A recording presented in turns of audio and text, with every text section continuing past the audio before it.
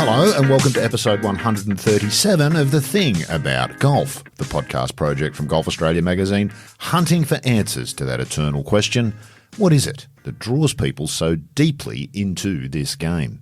Rod Murray's my name, but it's John Huggan bringing us this chat with a very interesting golfer. Now, Huggy, there's golfers in this world whose names we know, but a bit like the Rumsfeld line, we have no idea why we know them, but we know them because they keep bobbing up on the pointy end of leaderboards at big tournaments. I think today's guest might fit that mould in some ways. Tell us who you've chatted to for this episode. Well, he's a pal of mine, Soren Kjeldsen. He's always been kind of, as a journalist, we all have these guys that we kind of go to, not for just to find out what's going on, not necessarily for quoting in public, but just someone who knows, what's going on in the background. And he's such a delightful guy, Soren. He's, if you follow the stereotype that somebody might be too nice to be a superstar, he would fit that bill perfectly. He's a lovely guy, great guy to talk to. And he embarrassed me a couple of times during this. People get a laugh at this. Journalistically, I was kind of ashamed of myself, but especially when I asked him at one point near the end, I said, did you never think of, trying the PGA Tour for a year? And he goes, well, actually, I did in 2017, and I didn't do very well. I thought, oh, my goodness. So much for my research on that front. And but I tell you what, there was things in there that will pop up. The research I did do, I was unaware that he'd had top 10 finishes in 3 of the 4 majors. And he's won big events. He won the Volvo Masters at Valderrama and the Irish Open at Newcastle. Wonderful, or at least very difficult golf courses. So he had a game that was made for, when par golf actually meant something. I think he finished when he was in the top 10 at the Masters, for example. I think he was tied 6th or something the year that Danny Willett won, and he shot level par for the 72 holes. That was good enough to finish as high as that. So that's the kind of environment where Soren flourished. And he was also part of he's got an Australian connection in that he and Thorbjorn Olsen won the World Cup at Kingston Heath in 2016. So he talked, with great praise for that kind of golf and not so much for the US Open, which is the major where he's, I think his top finish was tied 52nd or something. But not his cup of tea, the narrow fairways and the long rough. He's not the biggest guy in the world, and that was probably a factor in that. Proper old school golfer. He's a really, you're right. We talked about this yesterday when we helped set up the interview. When you told me, I, like you, didn't know that he'd had top 10 finishes in 3 of the 4 majors, but I was not the least bit surprised. They've got a unique placing game, those players, don't they? Kjeldsen's one of those. Yeah, of course he has. Makes perfect sense. He's a terrific player. Why wouldn't he have? But you wouldn't have thought that he had if someone had asked you. Yeah, absolutely right. And the strengths of his game, inside 100 yards. There won't be many, even in the last 2 or 3 years where he's struggled on the European tour. But he's at that horrible late 40s age where people just tend to struggle. They're not really competitive at that level anymore. But he romped, home in the Champions Tour qualifying school at the end of last year. He won it by 8. He has to wait until May this year to play on the Champions Tour when he turns 50. But as I say, the strengths of his game will fit perfectly on that tour. Inside 100 yards, there won't be many on that tour that can compete with Soren. So I would anticipate him, his bank account getting quite a boost over the next 5-6 years. Yes, book the renovations. We're going ahead, starting in May. We'll be fine. Yeah. Aside from being a very good player, Huggy, I found him surprising would be the wrong word, but he's very thoughtful about the game as well, isn't he? There's not a lot of those players, I don't feel like, or am I imagining that in the modern era? He's one of a rarer breed of quite deep thinkers about the game. Yeah, well, as I say, there was a reason why he was one of my guys that I talked to on a regular basis, even just to find out, what was going through his head. And I used to do this anonymous player survey for a now defunct magazine, The Golf World in the UK. Every year I would come up with a bunch of daft questions, some of them daft and some of them, just serious. and he always insisted on being part of that. He always had a sense of humour. He enjoyed the funny questions. The key being, the clues in the title. It was always anonymous, but he was, what is to say, he did every single one of them, and obviously, and he laughed and laughed at some of the daft questions I came up with. Well, fantastic stuff, and it shines through in this interview. The two of you do clearly have a very good relationship. Lots and lots of nuggets in this one, I think, Huggy, and people are going to enjoy it. Thanks for joining us to intro it. Yep, anytime. Okay, welcome to the latest edition of the Thing About Golf podcast. My guest this time around is, I hate to say, one of my favourite people on the European Tour over the years. Man with a good sense of humour and as well as a great golf game. Soren Kjeldsen, what was and is the thing about golf for you? Tough question to start with, John. Yeah. I think, it's impossible for me to pick one thing. It's for me, it's it's everything. It's like I love the challenge of it. There's so many aspects of the game. I love the beauty. You're outside. We're very fortunate. The places we go to are always immaculate and beautiful. I love the fact that I can play with my kids. I can play with friends, even though they're not at the same level. I love the fact that you can go anywhere and you can always find a golf course. So it's always there. So it's so many things for me. It's obviously been a huge part of my life. Well, how did golf find you? I mean, coming from Denmark, I mean, before Thomas Bjorn, certainly, there wasn't a great line of, terrific Danish golfers, if you like. But since then, he kind of set things rolling, and you were part of that. But how did you find golf, originally? I mean, it's not the number one sport in Denmark by a long way. No, that's right. I mean, certainly when I grew up, I didn't know anybody who played golf. So we were lucky in the fact that the guys that were living across the street, their son started playing. He asked my older brother to come play, so he went. Then my older sister went, and then with your brother and sister being there, I just wanted to do what they were doing. So I went there, and then suddenly it just became. Obviously, I started very young, but it became the place you went to see friends as well. So I fell in love with the game, yes, of course, but at the same time, it was a place to be as well. It was a place to spend time with your friends and just not do very much, play a little golf and be in the clubhouse and have a Coca-Cola. So that's the way golf sort of found me. Was part of it that I'm assuming it became clear that you were good at it fairly soon after you started. Was that part of the attraction, the fact that you were good at it? I mean, I don't remember being particularly good at it. I think, I wasn't any better than the guys that I was playing with. So I think as I grew older, probably into my sort of early teens, I think I enjoyed the thing that, I could go and practice more than the guys I played against. So, I realized, I could start beating them if I put a little time in. So, and, I obviously, like most kids, I enjoyed winning. So, the more I started winning, the more I started practicing. And then, then it just went from there. How is the world of golf in Denmark different from between then and now? I mean, we'll talk about this a little bit later, but I mean, Denmark is incredible for the size of the country and your population and the weather. I mean, you're producing golfers hand over fist, men and women. I mean, it's quite remarkable how good Danish golfers are or have been in the last decade or so. But how does that contrast with back then when you started?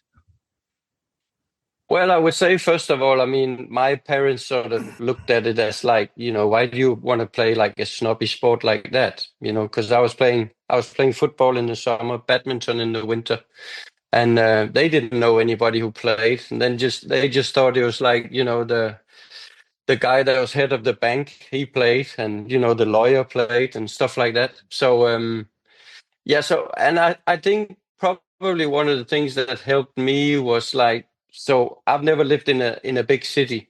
So the golf club that I started in was, it was away from everything. So there was still a little bit of, dress code and, there were certain things we had to do in the clubhouse and stuff like that. But, I also remember, playing with the larger boys or the older boys, let's say they were maybe 16, 17, 18, as you know, when they got to the second hole on a summer's day, you know, the shirt came off, you know, they're playing in shorts, stuff like that. It was just, you know, so it was a very easy place to be. I mean, I did run into, you know, the club captain where I was, you know, practicing from the wrong place and, you know, chipping around the putting green and stuff like that. But overall, it was a very easy place to be. And I really do think that's one of the big things for golf in Denmark, that it's been relatively easy for kids to be at clubs and just spend time there. I'm sure your parents liked the idea of always knowing where you were as well. I mean, that was certainly when I grew up. My parents never had to worry about where I was. I was at the golf course. You know, you'd be the same, I'm sure. Yeah, that's very true. But at the same time, like, I mean, times were very different as well. I don't think parents were too worried about where their kids were. And so, I mean, today it's like, ooh, you know, if they can't see where their phone is on their kids, they panic. So, but it's for sure, yeah. I mean, I was always at the golf club, straight from school there. All my friends did the same thing. So, you know, great environment to grow up in. So when was it clear that you were above average, shall we say, for the moment? Yeah, so I would say probably, you know, maybe 12, 13, 14, stuff like that. I sort of really, you know, got into it. We couldn't watch TV on golf back then. So my brother, we took the train to Aalborg, which was a bigger city. And in the cinema, they had these, you know, 1 hour, 2 hour shows of the majors. So you could go there, watch 2 hours of the US Open and stuff like that. And when my brother took me there and we were watching these great big championships, I was just like, this is what I want. So, you know, part of me getting better, but also really get the you know, the feel or the incentive for like, wow, I mean, imagine if you could do this for a living, how cool would that be? Yeah. Did you get the chance to travel much as an amateur? Did you representing Denmark? I mean, how much of that did you do? A little bit, because I mean, like, again, I wasn't overly good really. So I think I got on the junior national team probably 91, and I turned pro after the 94 season. So yeah, so I had those 3-4 years maybe where we did a little bit of traveling, played the Eisenhower Trophy and stuff like that. But I didn't play that many of the, you know, I never played the British Amateur. I played the British Boys once, where famously beat Anthony Wall 7-6, the way I remember it. Yeah, well. I still enjoy mentioning that. Yes, I'm and sure. then yes, and then so I did a little bit, but certainly enough to, you know, feel that thing about, you know, how cool it is to travel and play golf and play big tournaments. Yeah, the game back then was a bit different from it than it is now. I mean, as it's evolved and developed, I mean, the emphasis on distance. You know, I'm not revealing anything to the world when I say that you're not the biggest physically. So how has that become harder for you to deal with as the years went on? I mean, I'm looking at your record, and I was just saying to Rod before we came on here, I'm ashamed to say, I'm supposed to know these things, but I'm ashamed to say, Soren, that I didn't realize that you had top 10 finishes in 3 of the 4 majors.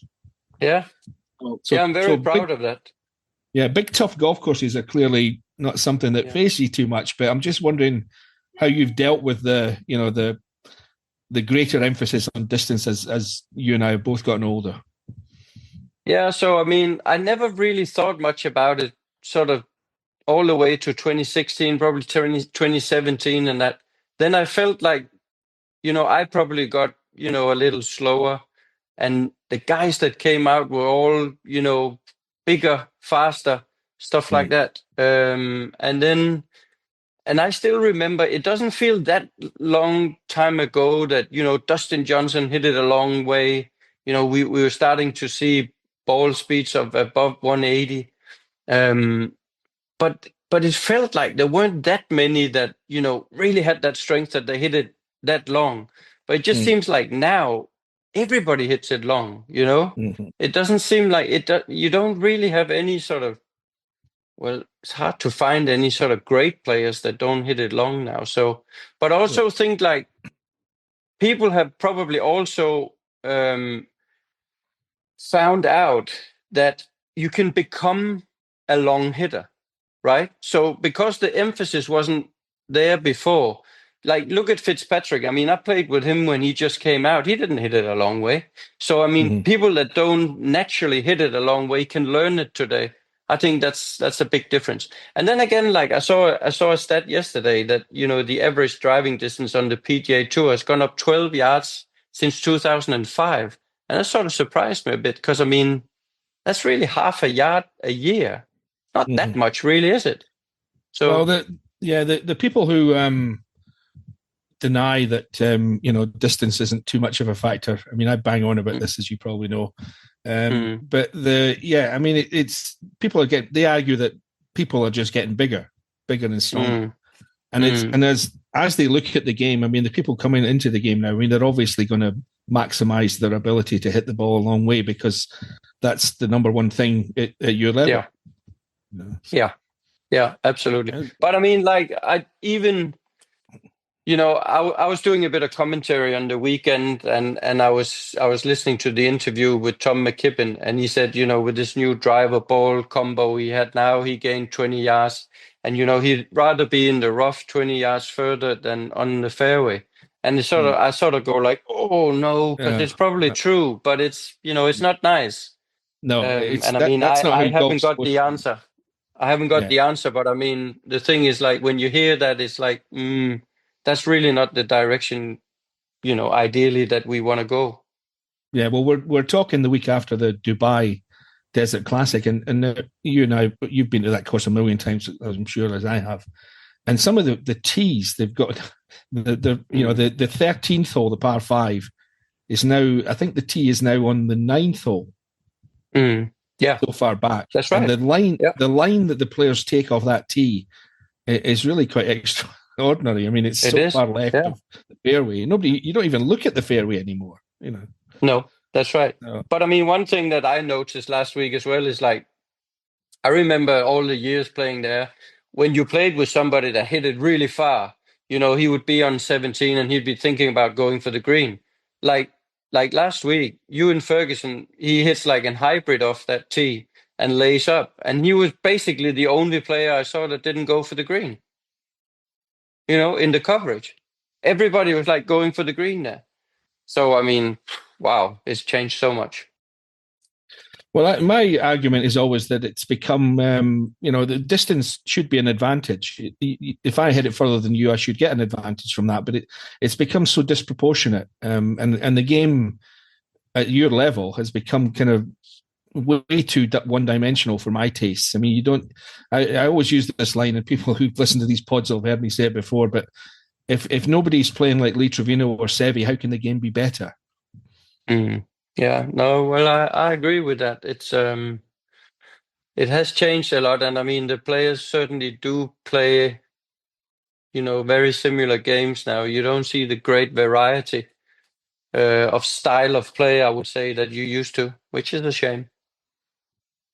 You're not that guy, though. I mean, I'm trying to get back to how you've dealt with that. I mean, do you resent it a little bit? I mean, the game has not passed you by, but it's far more difficult for somebody with your strengths to compete at the top level. Well, I mean, I suppose. Well, but I mean, like I said before, so you get guys now. I mean, let's say you're 5'6", 5'7", 5'8", something like that. I mean, you can learn to hit it a long way. So I mean, the game is changing, and I mean, you're trying to make a living, so you have to adapt, right? So there's still room for guys that aren't huge and stuff like that, because they can learn to hit it a long way. But it's just like, I mean, we have to look at it from a bigger perspective, and then saying like, is this what we want with golf, and what can we do to not make it so, because it gets a little bit boring when everybody's just smashing it. Yeah, absolutely. Yeah, I'm with you 100%. Which leads me into we have to talk about your recent magnificent performance in the Champions Tour qualifying school in the States, where you romped home by 8 shots. I'm just wondering if you noticed a difference distance-wise. I'm sure there is a little bit at that school compared with your competing on the European tour. And I'm pretty confident, or I'm more confident, that you, with your strengths, is going to be successful on that tour once you get to May 17th this year.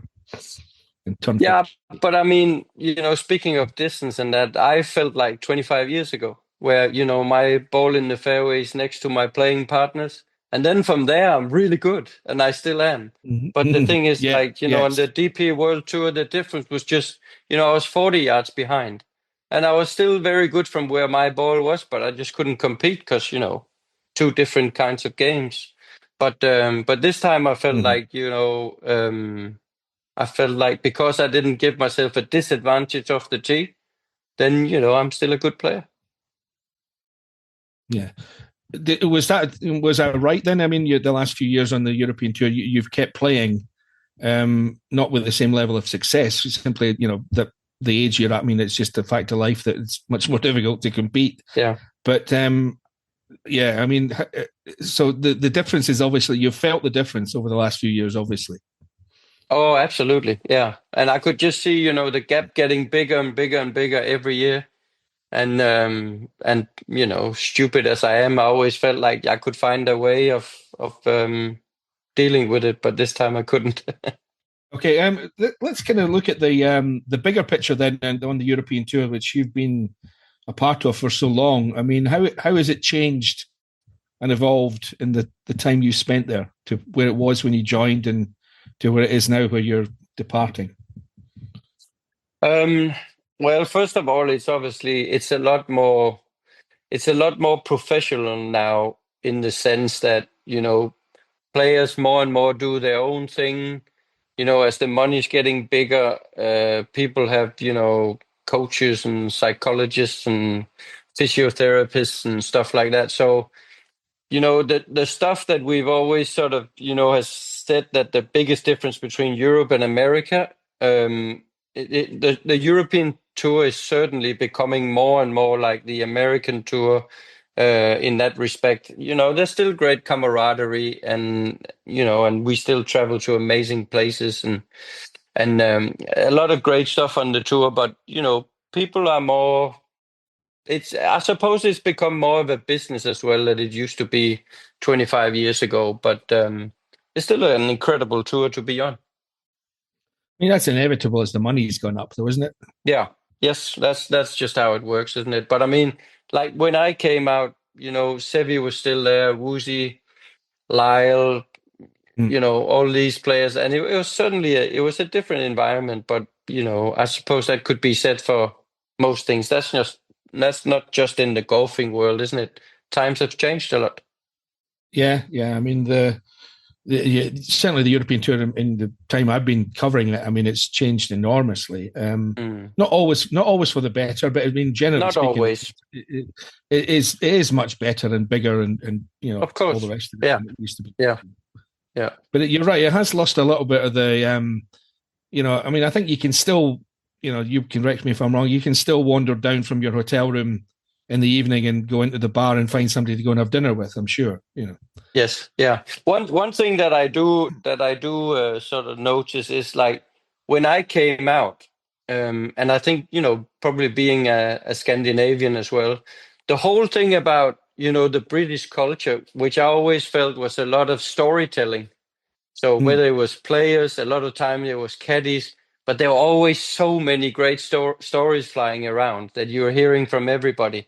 And you sort of have to look for that now. It's the amount of that it's sort of disappearing slowly. But when I came out, I mean, I was blown away because I'd never heard so many, unbelievable stories. Because you can just imagine, stories being told in the pub and stuff like that. For me, that was like, it was incredible. Yeah, the caddies are still great for that. They're wonderful. Yeah, they are. Yeah. So you have to go there, and you actually have to go and sit down and look for those stories. And I'm sure they're still there. What about the standard of play? I mean, there's always been certainly emanating from America, the narrative that the standard of play is so much better on the PGA Tour than it is on the European Tour. Well, I wrote a column, after they give away the 10 cards now at the end of the year, and then the guys go to the PGA Tour from Europe.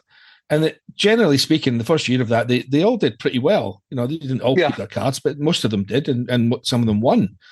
Now, that made me think, hang on a minute, the standard of play, the gap, if there is a gap, isn't as big as people have been telling us for all these years. I mean, we've always, the Ryder Cup has shown us that the very top level, the Europeans are more than competitive. But just, these are guys that most of them were one step down, half a step down from that. And they all did pretty well. So I was thinking, hang on, this PGA Tour is not that much better, if it is at all. Yeah, no, I agree with that. But I think there used to be a little bit of a gap. And I think in the past, I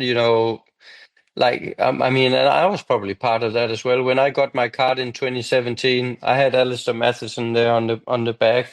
And he said, you're going to find it difficult. It's like, the cuts are probably 1-2 shots lower. Standard is better. And it's always difficult to compare because you don't know the courses. Everything is new. You don't feel as comfortable. So you probably drop a little bit in performance as well. But I did feel like the standard was better. And I think since then, that gap has just become smaller. And therefore, I've felt it on the European tour as well. It's like, I feel the cuts are a lot lower now. Like to have 3-4 under cuts, 10 years ago, it didn't happen. Now, if the course is, just normal, it's not strange to have a 3 undercut. No. I feel like 10, 15 years ago, it'd be level par, maybe 1 under. But 3-4 under now is pretty normal. And so therefore, I think, the level's gone up in Europe. And I think that shows when the Europeans come to America now, they're ready to play well over there as well. Well, let's talk a bit about playing well, and let's use you as the example. As I said earlier, I think I'm kind of ashamed that I didn't pick up on the fact that you've got these top 10 finishes in 3 of the 4 majors. The US Open. I have to say I'm a bit disappointed about that. Well, yeah, you should be. I mean, I hold myself to a higher standard. Exactly.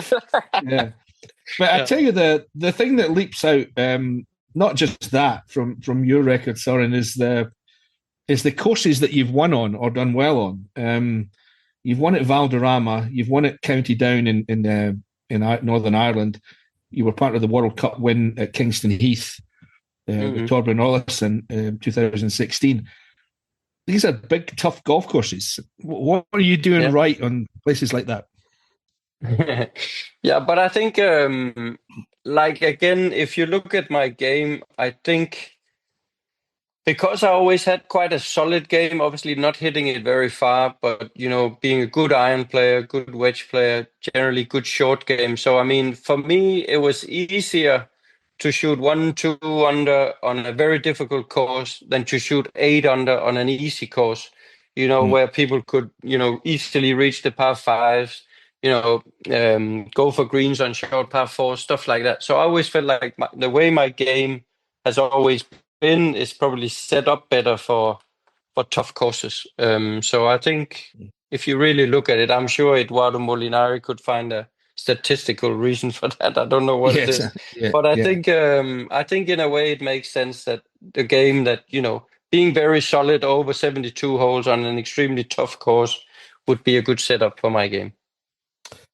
Talk to me a bit about these major finishes. I mean, T7 at the Masters, T9 at the Open. You were a good player in 2016, by the way. I mean, clearly. 15, 16 was really good. T6 PGA. T8 I've got written down here, but you might. John, come on. Yeah. No, so I finished 6th at Hazeltine 2009.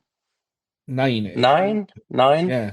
You're knocking holes in my research. I mean, my credibility with the listeners is plummeting here. Come on. It is. Yes. So, can you tell me how many majors you played in total? Yeah, I think I played I think it's maybe 23. 24. Come on. Oh, okay. You were close. Right. You were close. Yeah. Anyway, talk to me about playing in Masters. I mean, T7 in 2016. That would be when Danny Willett won. Am I right? Yes, that's right. Yeah. And again, like what we talked about before, it was a very, very difficult week. It was super windy, so conditions were unusual, I would say. I mean, I finished 7th in level par, and if I remember correctly, Danny was 5 under. So again, that sort of played into my hands. Played extremely difficult, which probably made it a bit easier for me to compete. What do you make of what's it like going to play in the majors in America? You sort of get, landed from, you fly over and say, right, okay, go and play. I mean, it's I've always thought it's been underestimated how difficult it is for players like you to go over and do that. I mean, having said that, did you get to play the week before? I mean, how much, or was it just one in and one out sort of thing?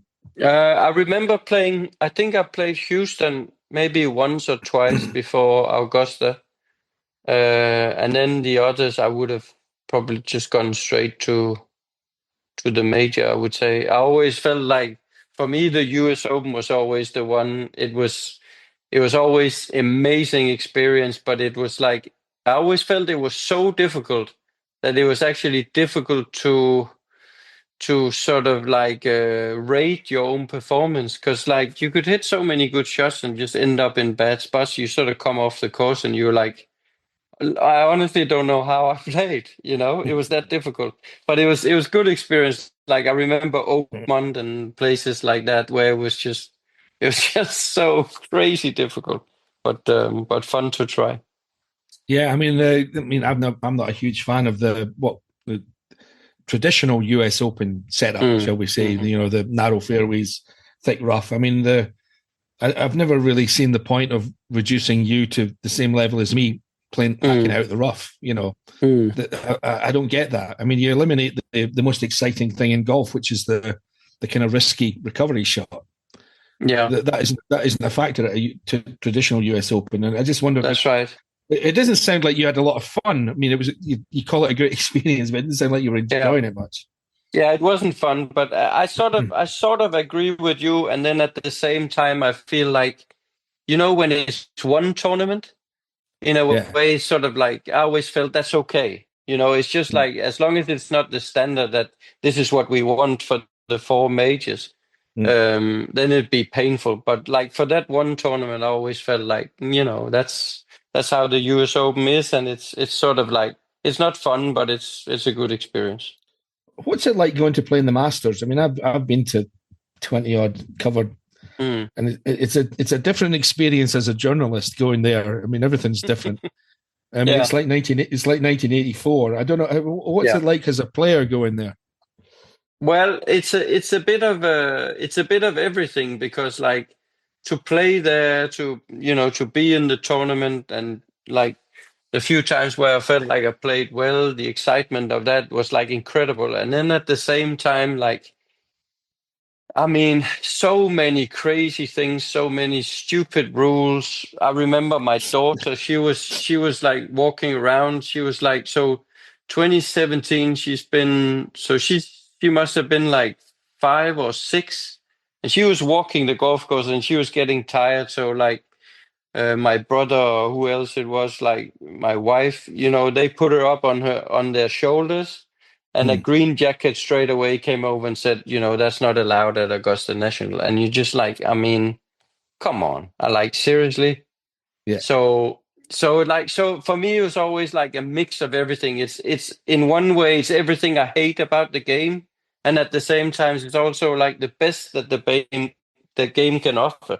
So I always felt it was always like a mixed bag for me, but incredible experience. Yeah, I mean, all in all, I do think it's, as I say, I've been many times, and by the end of the week, I'm, the best view of Augusta's from the rear view mirror. Just you can't wait to get out of the place. But I do envy people going for the first time, because it is so exciting. I still remember walking around the 18 holes, getting there for the first time, and just doing that. I just walked 18 holes. You never do that, but it is. I mean, give them credit. They run a pretty special event, but they run it in a way that I wish they didn't. Put it that way. Yeah. No, I totally agree. Tell me now.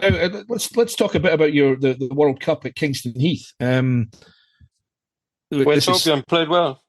Yeah, that's right. Oh, obviously, clearly carried. Talking of getting carried around the golf course. That's a wonderful golf course, and this is a Golf Australia production podcast. Are you a big fan of the Australian type golf? I mean, I know I am. I'm a bit biased when it comes to that, but Kingston Heath is a great example of how great golf can be, really, isn't it?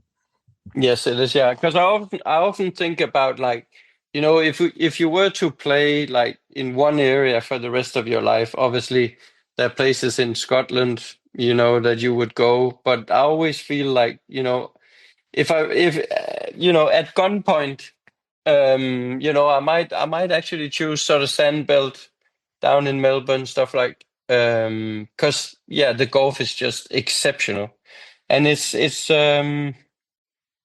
like you said before about the US Open and stuff like that. I mean, you go there and golf is just so much fun there. It's beautiful, and it's like it tests you in so many different ways. And it's pretty much as pure as golf can get, I think. We've run through, the last 5 minutes, 10 minutes, a few of the highlights of your career. What are the things that you look back on with the most pleasure? I mean, you're a long way from done, but so far, I should hasten to add. With the most pleasure? Yeah, I don't know. I mean, because I often think like, when I've won and stuff like that. But I think when I have to say like most pleasure, I'm so incredibly proud and grateful for being out there for so long. In a way, that sort of is more important than anything, really. Because like I've got to know so many people out there, even from like a national standpoint. There's been so many Danes there, some have been there for short time, some have been there for a long time. And, to go through all this, like, just with all those people and going all those places and all the excitement of the competition and that. I think that's it. For me, it's more like an overall feeling of that than, the win there or the win there, whatever. It's more the overall thing. It's just been what a place to spend your life on that tour. It's been incredible. Yeah. I want to get back to the Danish thing for a bit. I mean, two kind of parts to this. How important was Thomas Bjorn becoming sort of world class at a time where, there hadn't really been anybody on that level before, and how influential was he going forward? And right now, as I say, they're everywhere. I mean, you're everywhere you look. There's a Dane doing well somewhere. Again, what are you doing right? There's got to be something going on. Yeah, I mean, first of all, I think it's so important that somebody's like leading the way, which Thomas did. So, I mean, when Anders Sorensen and Steen Tinning played, if you could manage to stay on tour, it was like an unbelievable achievement. And then Thomas starts winning in, big tournaments. And then when you sort of come after him, you're looking at what he's achieved and you want to do the same thing. So, you're looking for different things. And I think that's incredibly important. And I think that's, I suppose, been ongoing ever since Thomas started it. The Danes that come out now, they don't want to, get a tour card and stay there. They want to be the first Dane to win a major, stuff like that. So I think the mindset of that is incredibly important. I think secondly, I think we've got a lot of things going for us. Like what I talked about earlier, I think golf in Denmark is pretty easy sport to play. I don't think we have too many rules. It's generally not too expensive to play. We've got lots of golf clubs to be members of. Then I think we've got a good system now, so much better than when I grew up from the union. The golf union's very well run. Lots of tournaments for amateurs. We've got great coaches. And then I think one thing that can't be over sort of emphasized is the Echo Tour, which like for my son, for example, he turned pro last year. He's played like 26 tournaments on the Echo Tour last year. all well-run tournaments in Denmark, in Sweden, in Norway. They play tournaments in Spain, in Poland. So if you've been a good amateur and you've been in a good system there, you turn pro and it's all great right away. I remember when I turned pro, it was like, where do you start? I went to play Asian qualifying school, stuff like that. But it was sort of tough to get going.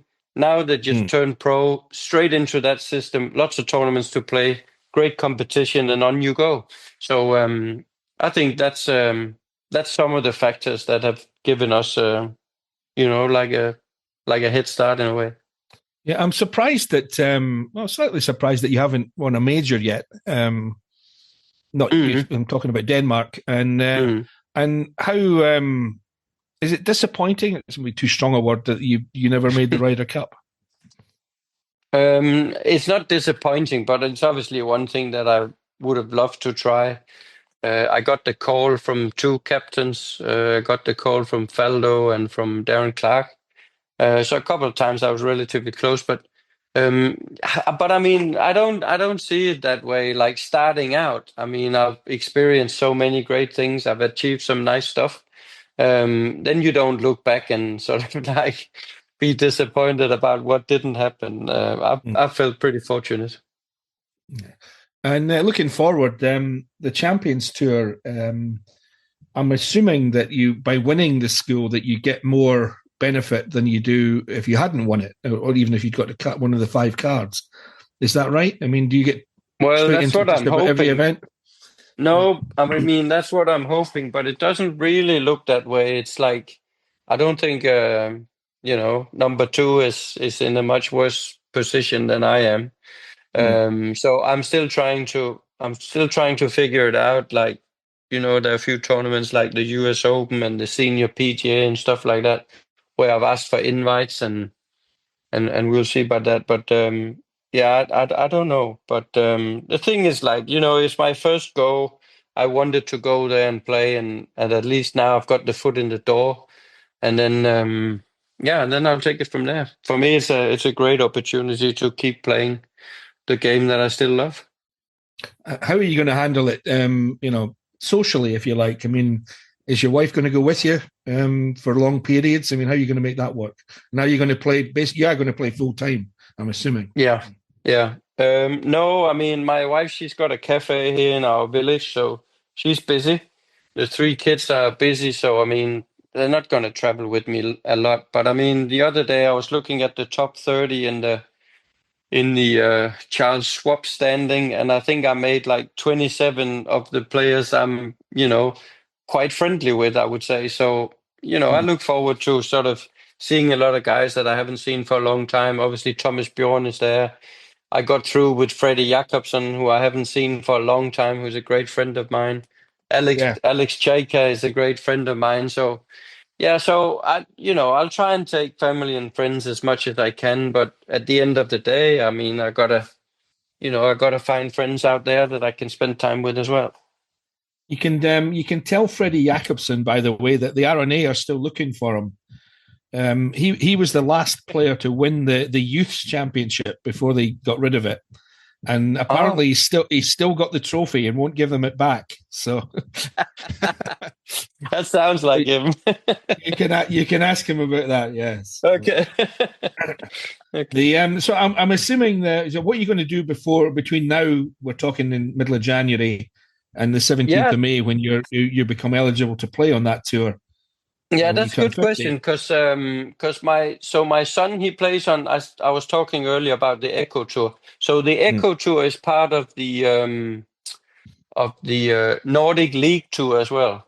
So the Nordic League, they play tournaments in Spain in February. So I'm actually gonna go with him, and we're playing 5 tournaments in 3 weeks in Spain, where we travel together and play together, and so I'll play those with him. And then after that, I've asked for a couple of invites for DP World Tour, and if I don't get them, I'll play Challenge Tour, where I've got a category.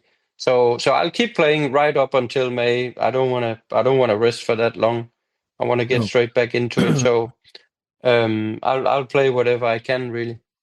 Yeah, I think you and I have talked about this before, but I think I always use Paul Broadhurst as the example of somebody Yes. who he in his late 40s, although he didn't have a tour card, he played in everything, local alliances, pro-ams, anything he could play in, he played in just to stay competitive. I mean, that seems to me to be so important, because I think if you stop, it's very difficult to start up again at the level we're talking about. Yeah, exactly. And I mean, I obviously played those 4 days with Freddie Jacobsen in Arizona there at the final. And he said he was so nervous because, he hasn't played much competitive golf for the last 4 years. And he said it was difficult. He obviously played well, but it's such a big difference being used to the competitive environment and then just playing with friends. So I need to stay sharp in competition. Yeah. Inevitably, when I get somebody like you on this podcast, I kind of have to ask about where the game's headed at the moment. It seems like a real dog's breakfast to me, but I wish they'd come to some conclusion. Yeah. What's your feeling? I mean, do you know anything? Do you have any insight into it from the inside, or are you as clueless as the rest of us, really? Yeah, I'm clueless like everybody else. It seems like Donald Trump is fixing everything, so maybe he's fixing that as well, huh? He's got a lot on his agenda. I was going to ask you about Greenland. I mean, what's the deal with that? Yeah, well, Denmark are going to have to take on the might of America to hang on to Greenland. Yeah, exactly. I might have to go and fight for Denmark. Yeah, is that big news at home?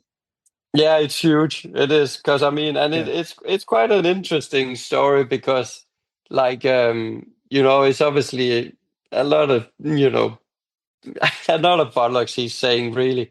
But I mean, that's the way he does it. But the thing is, like, what's really interesting about it is that the way that we've treated Greenland being part of our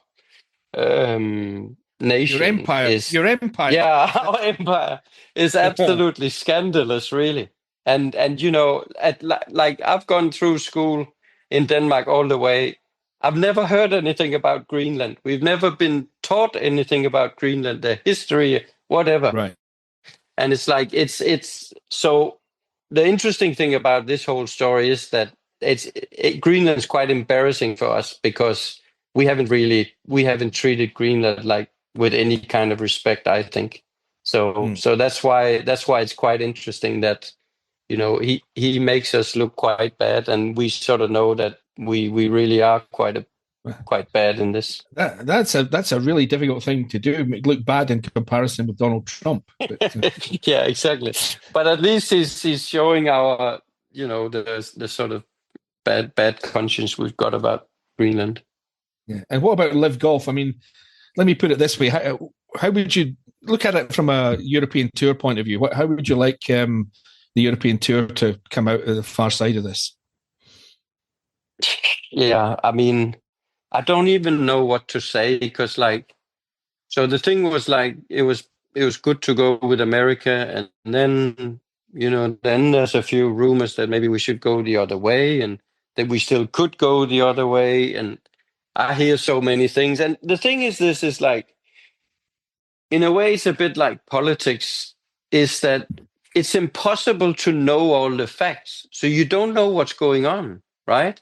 So, like, I mean, I can say, like, the only thing I can say is, like, from a sporting point of view, it's embarrassing and it's tragic, and it's like, the best players are not competing against each other on a regular basis because everything is split up, which is such a shame.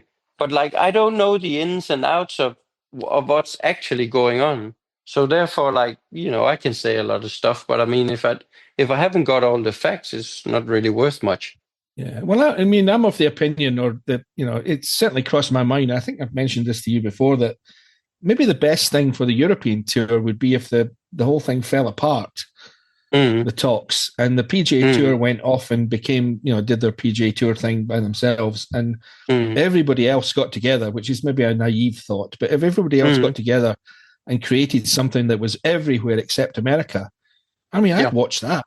I mean, think of the places and the courses that the tour could go to. I mean, and the European Tour would have a bigger voice in that scenario than they'd ever have getting into bed with the PGA Tour. Yes, yeah, no, I agree with that. And I mean, looking at looking at the news and the speech and all that yesterday, it goes hand in hand with making America great again. If that's sort of closing in on your own country, then I suppose that fits in perfectly, doesn't it? And then the rest of the world can do something else, and maybe that's an okay thing. I don't know. I mean, there was never really a consensus on the European Tour, though, wasn't there? There was an awful lot of different voices, different opinions on what they should have done. As you say, a lot of them thought they should have played safe and gone with the PGA Tour. Others thought they should have gone with the Saudi money right at the start. I mean, where did you fall in that? Which camp were you in? Well, so the thing is, again, like my thing was that, we all hear all these rumors about the offer from the Saudis, but nobody knew what the offer was. So, I mean, we were told from our top that, the offer wasn't good at all. And then you hear other rumors saying the offer was actually really good.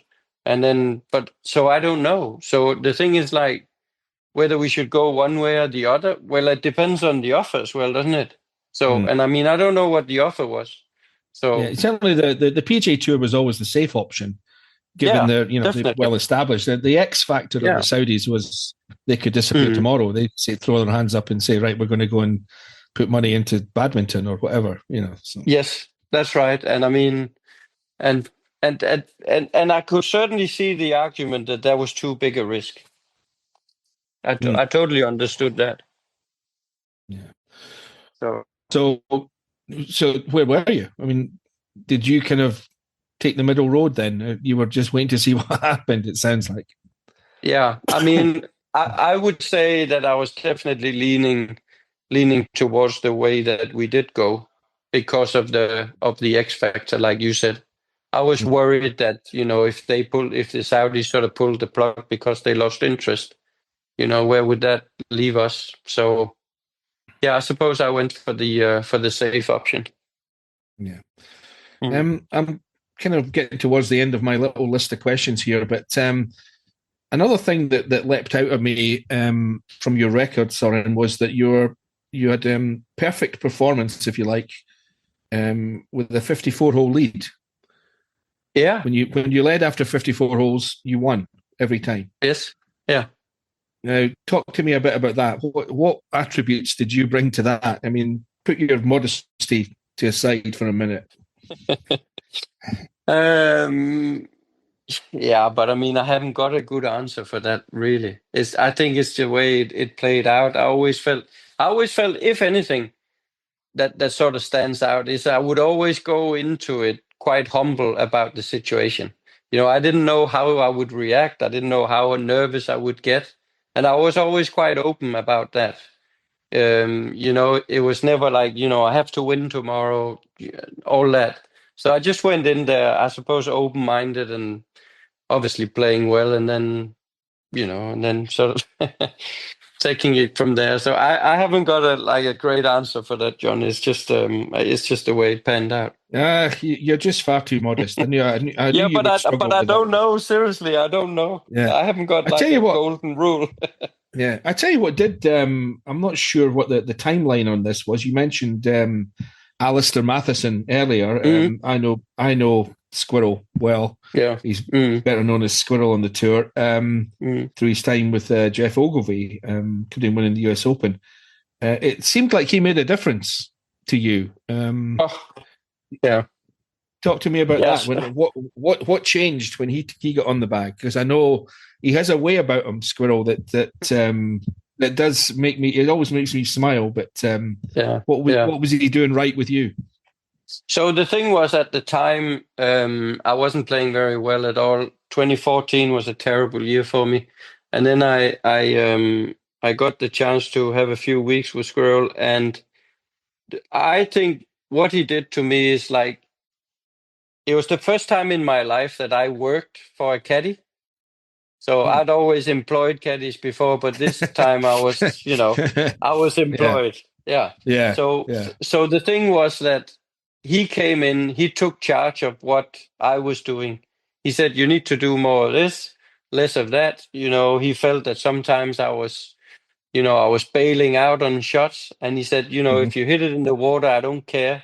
But if you bail out, I'm not going to talk to you for the next 3 holes. Because he would be like that. He said, I don't want you to bail out because you're not good enough to do that. You have to take on the shot, and then we'll take whatever it takes. Yeah. And then I also realized that, he was incredibly good caddy. So like if I was in doubt, if I was between 7 and 8, he was right there with me. He would never go like, I've had caddies where it's like, what do you think, 7 or 8? And caddy would go like, I think it's a 6 iron.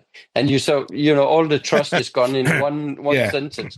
But Alistair was always right there and, so good and on it. And I felt like if I was nervous and if I wasn't thinking straight, he was always there. So I could lean on him as well. So, and then I think at the same time, about the bailing out stuff and that. So the first week he caddied for me, and first week he caddied for me. I finished top 10 in Spain, and we go walking up the 17th on the 72nd hole. And, I hadn't been playing well for a while. And he just looks at me and he says, if we don't finish with 2 birdies today, this tournament is worthless. There's not much money in this tournament. You're going to finish 18th. It's going to make no difference. So you need to birdie the next 2 to make this, yeah. And then I birdied 17. Yeah. So then I birdied 17, 18, and I'm like, wow. So, so he pushed me, kept pushing me. And because he'd had all the success with Ogilvy and stuff like that, he tried to win the US Open. So for me to finish 10th or 9th or whatever in Spanish Open, it wasn't a big thing for him. And he also always said, like, it's not the money thing for me. I want to see you do well, and I want you to play to the edge of your capability. And so in that way, he took charge. He pushed me, and he and he was just there. He was great to talk to. He understood me, and he's, like you said, I mean, he's certainly an interesting man. You never get what you think you're gonna get, which I sort of liked. It was never boring around him. Yeah, you get 2 or 3 glasses of red inside him, and he's brilliant. He really is. Yeah, fantastic tells stories. Great stories, and so I think all those things. He was amazing for me, and and then it was the first week that we worked together. We played the practice round. He said, "I think you can get back into the top 50 in the world," and I'm like, "Wow!" And then like 12 months later, I went from 350 to like 47 in the world. And I sent him this long text message, everything that he'd done for me and how happy I was. And I loved being out there with him and stuff like that. And he just replied, okay, and nothing else. And it was so typical him. And I could just see him sort of chuckling at the other end. So he wouldn't be great at accepting praise, I don't think. Yeah. No, exactly. No. So therefore, we sort of had half an arrangement for the last 2-3 years that if I got to the Champions Tour, he would come with me, and he is coming with me. So I'm really excited about that. Yeah. He tells a great story about the US Open. He won with Jeff Ogilvy. I think it was the 3rd round, and it was about the 12th hole. It's a par 5, I think, at Wingfoot, and Jeff wanted to go for it, and Squirrel was having none of it, and Squirrel wouldn't give him the club. And they stood there and argued for goodness knows how long. And Squirrel won the argument. He just wouldn't give him the club. Just wouldn't give him it. So I mean, there's not many caddies do that. No, that's right. But he's got this perfect balance between not giving a shit and then really caring a lot. It's hard to explain. Yeah, that's right. I mean, it's a perfect attitude for a caddy, because the caddy can care too much about their own. They're invested in their own, how much money it's going to be in it for them and that kind of thing. So somebody who wants you to do well, I would imagine, is the ideal scenario. Yeah. He's amazing. Yeah. Anyway, just to finish up, Soren, again, I want to look forward again at this Champions Tour thing. Is this something that going to America was something that you never really considered before, I'm assuming? As in what? As in when I'm this old, or Did you whatever? did you What do ever you think? did you ever try, think about the PGA Tour? I mean, after such a great year in 2016, say, was it you thought, hang on a minute, I'm playing that well, I should give it a go? But John, you're disappointing me again. I played 2017. I played PGA Tour. Did you? Did you have a PGA Tour card? God, I did. This is going to be terrible. This is going to be awful. Both of my fans are going to be so disappointed by this. My apologies. I had no idea about that. Jeez. Yes. Awful. So I got my card in 2016, and I went over and I played. I had Alistair on the back, and I played about 6 months, and I didn't enjoy it, and then I came back. So, and I didn't enjoy it because I didn't listen to what Alistair told me. He said, "I'll make the schedule, and you'll go to the courses where you got a chance." And I didn't listen, and I played everything because I was keen. And he keeps telling me that every time. It's all because I didn't listen to him. Yeah. I remember that. I remember that well when you were over there. Of course, yeah. Yeah, of course. Yeah. Oh dear, that's terrible. Absolutely. But again, like it was a tough half year for me. But at the same time, I was so happy that I did it.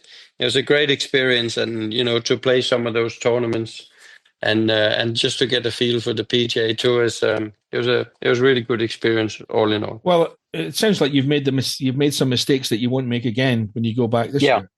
Yes, definitely. But I mean, I was lonely as hell. Mm-hmm. So that there's nothing more important than I have to be happy over there, and I wasn't the last time. So that'll certainly be a priority. Yeah, I think you made a good point that you're going with obviously on the Champions Tour. It's the same generation that you grew up with, and you've got excuse me, you've obviously got friends there. Yeah. And I mean, I'm going to be that annoying friend that call every night and say, "Do you want to go for dinner?" But I mean, I just don't want to sit on my own. I did that the last time, and it just broke me. Well, you'll give Thomas the chance to speak Danish. Exactly. Yeah. Anyway, on that note, Soren, thank you very much for your time. Thank you, John. We've had one or two technical issues here, but we got there in the end. And I'm just off to look up your record on the 2017 PGA Tour. Yeah, exactly. Yeah. So that next time we talk, I will be far better informed. Yeah. Anyway, Soren, thanks again for your time. Pleasure. Take care, John.